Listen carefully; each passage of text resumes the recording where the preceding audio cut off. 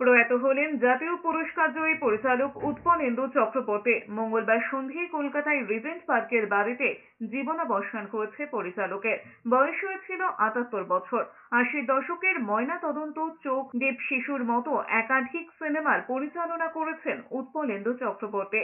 ১৯৮২-তে চোখ সিনেমার জন্য তাকে চলচ্চিত্রের জাতীয় পুরস্কারে সম্মানিত করা হয়। সেরা পরিচালকের পুরস্কার জিতে নেন তিনি।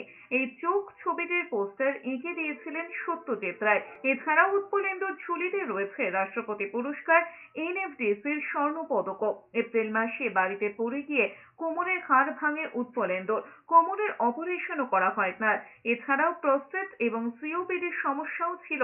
মে মাসেও একবার পরিচালককে হাসপাতালে ভর্তি করা হয়েছিল।